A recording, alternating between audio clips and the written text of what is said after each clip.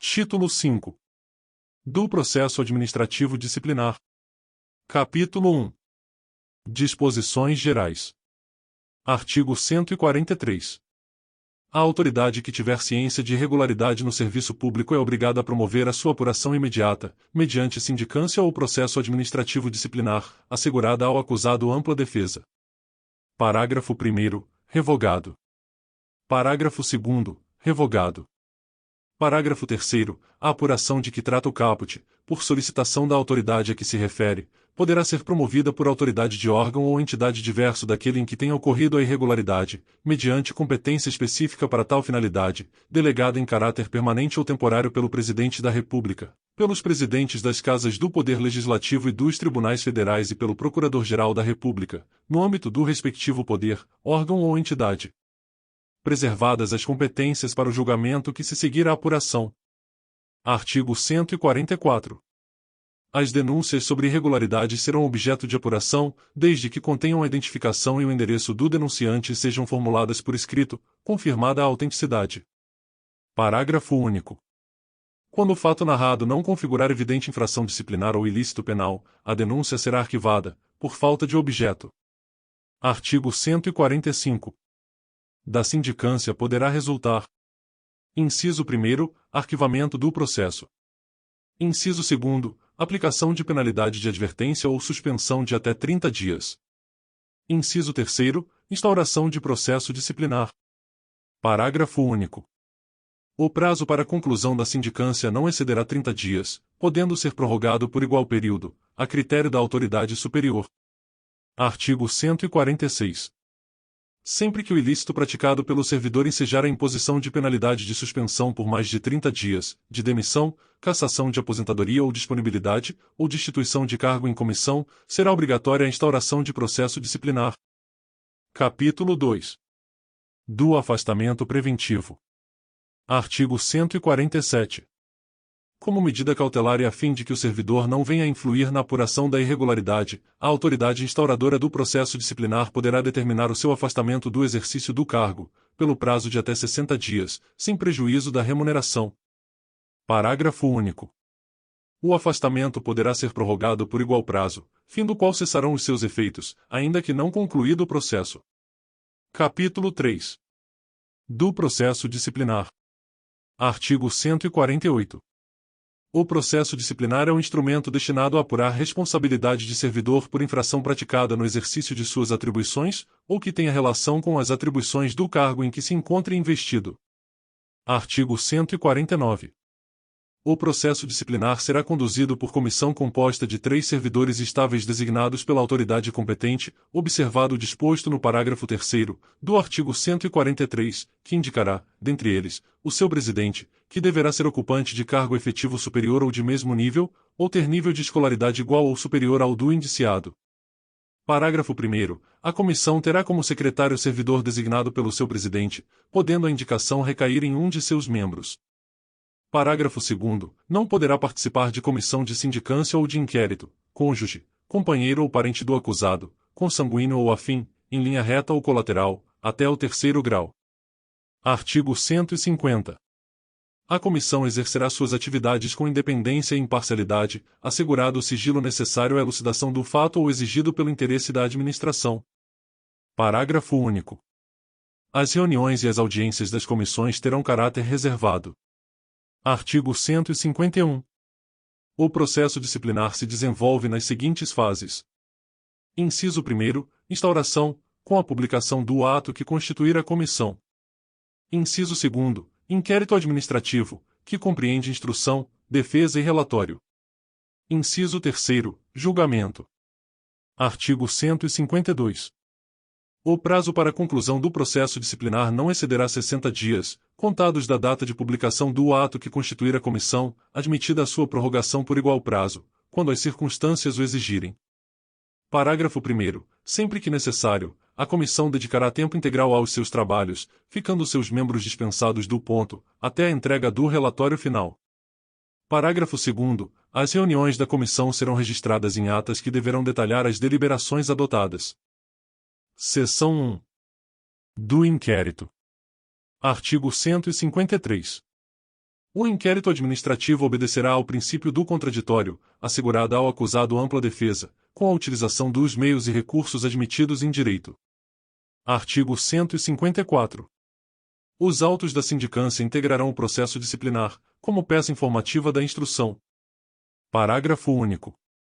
Na hipótese de o relatório da sindicância concluir que a infração está capitulada como ilícito penal, a autoridade competente encaminhará cópia dos autos ao Ministério Público, independentemente da imediata instauração do processo disciplinar. Artigo 155.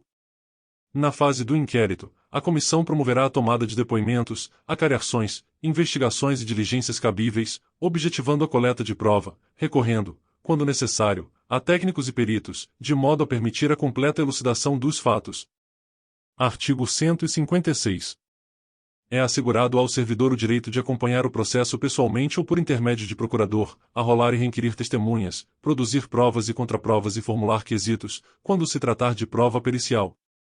Parágrafo 1º. O presidente da comissão poderá denegar pedidos considerados impertinentes, meramente protelatórios, ou de nenhum interesse para o esclarecimento dos fatos. Parágrafo 2º. Será indeferido o pedido de prova pericial, quando a comprovação do fato independer de conhecimento especial de perito. Artigo 157. As testemunhas serão intimadas a depor mediante mandado expedido pelo presidente da comissão, devendo a segunda via, consciente do interessado, ser anexado aos autos. Parágrafo único. Se a testemunha for servidor público, a expedição do mandado será imediatamente comunicada ao chefe da repartição onde serve, com a indicação do dia e hora marcados para a inquirição. Artigo 158. O depoimento será prestado oralmente reduzido a termo, não sendo lícito a testemunha trazê-lo por escrito. Parágrafo 1º. As testemunhas serão inquiridas separadamente. Parágrafo 2º. Na hipótese de depoimentos contraditórios ou que se infirmem, proceder-se-á à acariação entre os depoentes. Artigo 159.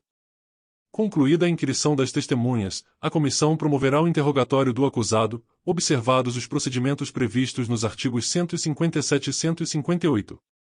Parágrafo 1º. No caso de mais de um acusado, cada um deles será ouvido separadamente, e sempre que divergirem em suas declarações sobre fatos ou circunstâncias, será promovida a acariação entre eles. Parágrafo 2º. O procurador do acusado poderá assistir ao interrogatório, bem como à inquirição das testemunhas, sendo-lhe vedado interferir nas perguntas e respostas, facultando-se-lhe, porém, requiri-las, por intermédio do presidente da comissão. Artigo 160. Quando houver dúvida sobre a sanidade mental do acusado, a comissão proporá à autoridade competente que lhe seja submetido ao exame por junta médica oficial, da qual participe pelo menos um médico psiquiatra. Parágrafo único. O incidente de sanidade mental será processado em auto apartado e apenso ao processo principal, após a expedição do laudo pericial. Artigo 161. Tipificada a infração disciplinar, será formulada a indiciação do servidor, com a especificação dos fatos a ele imputados e das respectivas provas. Parágrafo 1º. O indiciado será citado por mandado expedido pelo presidente da comissão para apresentar defesa escrita, no prazo de 10 dias, assegurando-se-lhe vista do processo na repartição. Parágrafo 2º. Havendo 2 ou mais indiciados, o prazo será comum e de 20 dias. Parágrafo 3º. O prazo de defesa poderá ser prorrogado pelo dobro, para diligências reputadas indispensáveis. Parágrafo 4º. No caso de recusa do indiciado em apor o ciente na cópia da citação, o prazo para a defesa contar-se-á da data declarada, em termo próprio, pelo membro da comissão que fez a citação, com a assinatura de A2, duas testemunhas. Artigo 162. O indiciado que mudar de residência fica obrigado a comunicar à comissão o lugar onde poderá ser encontrado. Artigo 163. Achando-se o indiciado em lugar incerto e não sabido, será citado por edital, publicado no Diário Oficial da União e em jornal de grande circulação na localidade do último domicílio conhecido, para apresentar defesa. Parágrafo único. Na hipótese deste artigo, o prazo para defesa será de 15 dias a partir da última publicação do edital. Artigo 164. Considerar-se-á revel o indiciado que, regularmente citado, não apresentar defesa no prazo legal. Parágrafo 1º. A revelia será declarada, por termo, nos autos do processo e devolverá o prazo para a defesa. Parágrafo 2º. para defender o indiciado revel, a autoridade instauradora do processo designará um servidor como defensor dativo, que deverá ser ocupante de cargo efetivo superior ou de mesmo nível, ou ter nível de escolaridade igual ou superior ao do indiciado. Artigo 165. Apreciada a defesa, a comissão elaborará relatório minucioso, onde resumirá as peças principais dos autos e mencionará as provas em que se baseou para formar a sua convicção. Parágrafo 1º. O relatório será sempre conclusivo quanto à inocência ou à responsabilidade do servidor. Parágrafo 2º. Reconhecida a responsabilidade do servidor, a comissão indicará o dispositivo legal ou regulamentar transgredido, bem como as circunstâncias agravantes ou atenuantes. Artigo 166. O processo disciplinar, com o relatório da comissão, será remetido à autoridade que determinou a sua instauração, para julgamento. Seção 2. Do julgamento. Artigo 167. No prazo de 20 dias, contados do recebimento do processo, a autoridade julgadora proferirá a sua decisão. Parágrafo 1º. Se a penalidade a ser aplicada exceder a alçada da autoridade instauradora do processo, este será encaminhado à autoridade competente, que decidirá em igual prazo. Parágrafo 2º. Havendo mais de um indiciado e diversidade de sanções, o julgamento caberá à autoridade competente para a imposição da pena mais grave. Parágrafo 3º. Se a penalidade prevista for a demissão ou cassação de aposentadoria ou disponibilidade, o julgamento caberá às autoridades de que trata o inciso I do artigo 141. Parágrafo 4º. Reconhecida pela comissão a inocência do servidor, a autoridade instauradora do processo determinará o seu arquivamento, salvo se flagrantemente contrária à prova dos autos. Artigo 168. O julgamento acatará o relatório da comissão, salvo quando contrário às provas dos autos. Parágrafo único. Quando o relatório da comissão contrariar as provas dos autos, a autoridade julgadora poderá, motivadamente, agravar a penalidade proposta, abrandá-la ou isentar o servidor de responsabilidade. Artigo 169. Verificada a ocorrência de vício insanável, a autoridade que determinou a instauração do processo ou outra de hierarquia superior declarará a sua nulidade, total ou parcial, e ordenará, no mesmo ato, a constituição de outra comissão para instauração de novo processo.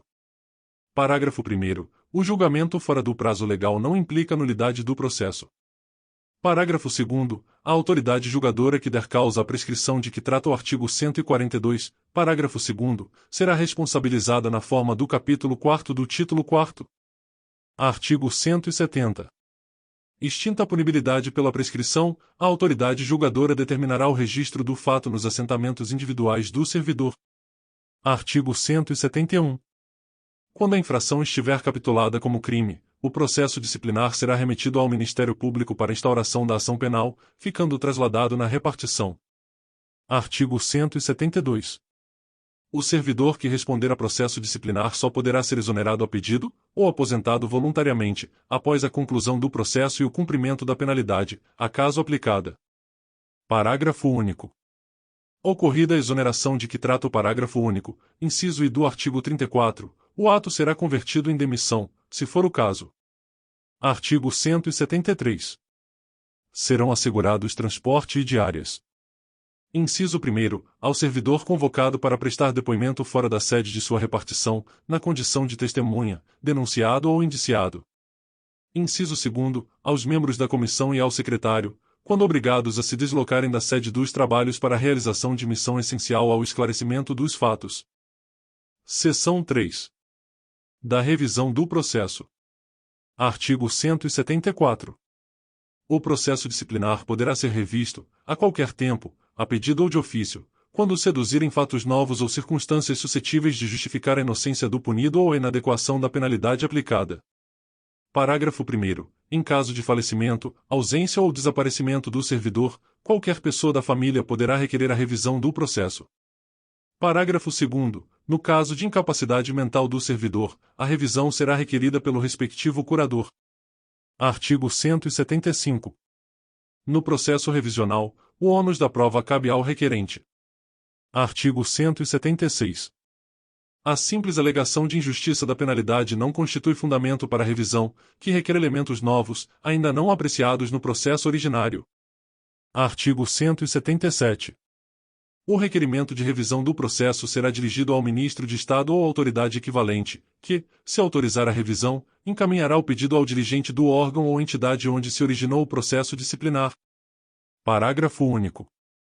Deferida a petição, a autoridade competente providenciará a constituição de comissão, na forma do artigo 149. Artigo 178. A revisão correrá em apenso ao processo originário. Parágrafo único.